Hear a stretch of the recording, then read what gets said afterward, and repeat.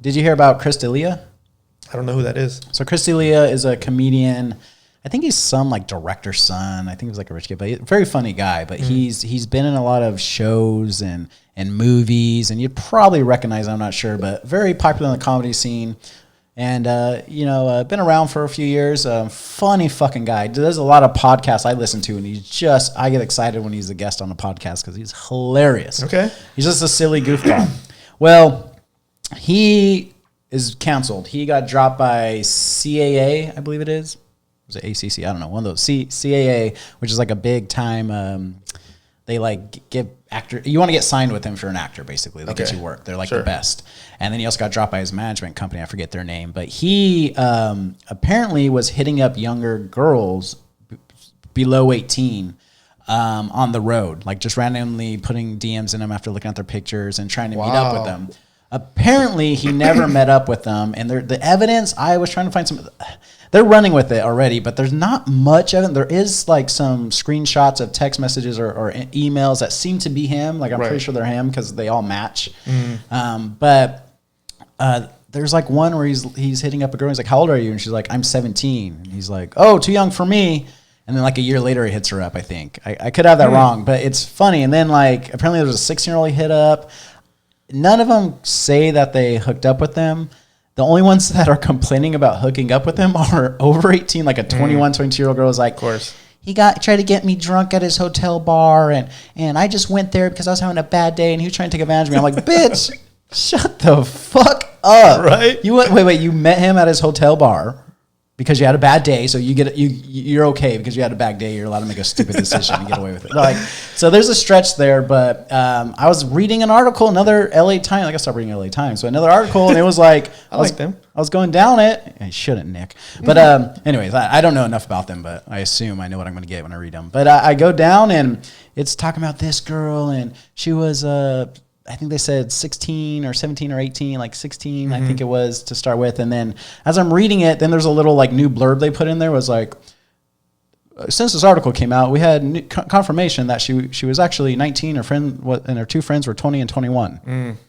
Like, okay. And then the article continues. So anyways, he took this young girl and watched her pictures. I'm like, well, no, the article needs to be taken down now. Right. Because he did nothing illegal. Well, I mean, it can be taken down, but as you know, and I know, why not? That's what news organizations do. But why can't it be taken down? Because what are they going to take it down for? You're a journalist, right?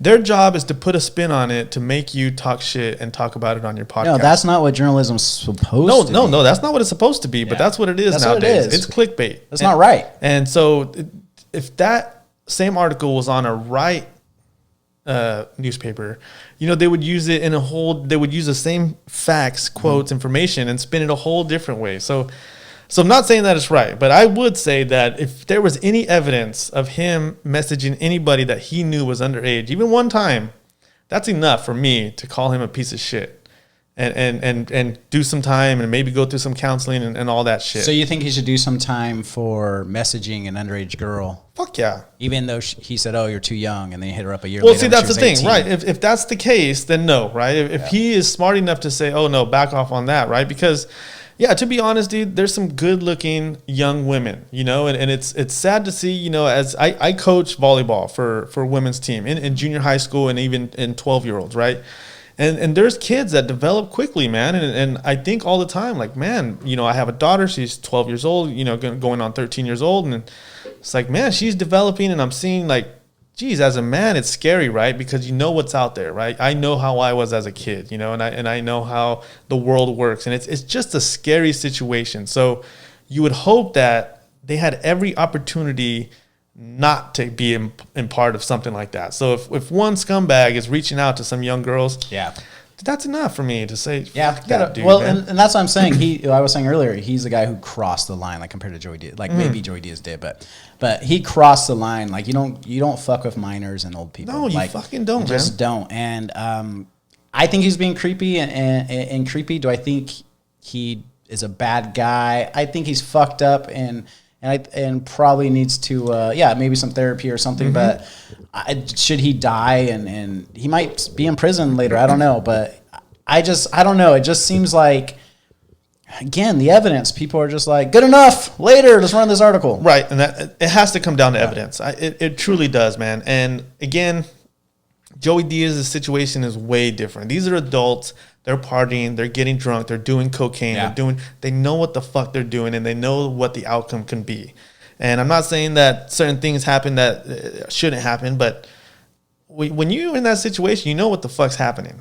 Yeah, you know what you're doing, and especially with social media, like it's one thing like back in the day when like I don't know, our grandparents, when it's like, oh, they probably got away with it, but it was like, oh, there's a younger girl there, and like, oh, and I think my grandpa like married my grandma. She was like 16, and he was like 17 or like, they got married young, but like. Back then, it's like, oh, I have to actually go to her house, pick her up. There's all these decisions you have to make to make that crime happen. Where now, it's as little as like, just sending a friendly message. Like your brain can start lying to you, and it's like, no, bitch, like you can't do that. Yeah. Hell, even our podcast, our Instagram, been getting a lot of people liking our shit and following our shit. And we usually try to follow them back. And there was like 500 on one of our posts, I think, right? Like or 200 or 500. I don't know. There's like 2 different posts going on, and I was just following, and I was like, wait. And it was like, this kid looks fucking, wait. So I click on his profile, like, this motherfucker's in high school. Why the fuck is he? Because we only target 25 to 35-year-olds. Right. We don't target anyone younger than that, 25.